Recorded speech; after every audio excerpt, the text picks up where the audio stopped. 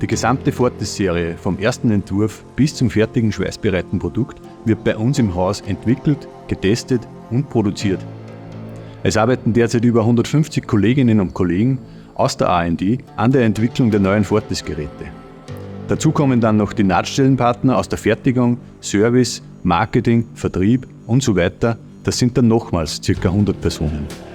Es ist ein sehr großes Vorhaben, bei dem es natürlich wichtig ist, dass die einzelnen Zahnräder alle gut ineinander greifen und wir zusammen an einem gemeinsamen Ziel arbeiten.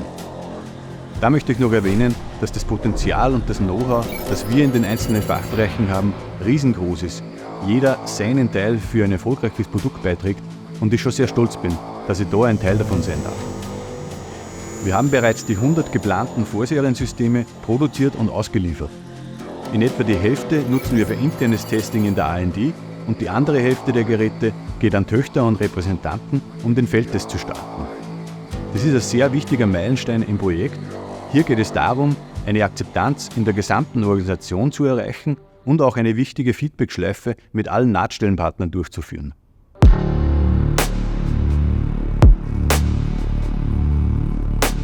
Mit der Vorserie werden immer mehr Bereiche involviert und wir versuchen, auf die unterschiedlichen Anforderungen einzugehen und die Informationen auszutauschen.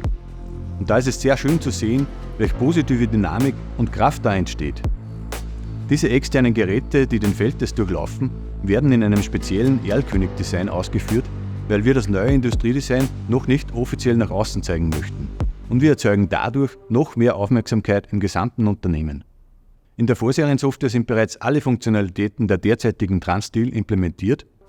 Bis zur Serie werden noch zusätzliche Features entwickelt und weitere Schweißperformance-Optimierungen umgesetzt. Wir versuchen alle Entscheidungen im Hinblick auf optimales Gleichgewicht von Qualität, Termin und Kosten zu treffen. Wir freuen uns, wenn wir aus der R&D unsere Arbeit getan haben und wir nächstes Jahr die ersten Fortis-Schweißsysteme in unserer Fertigungslinie produzieren können.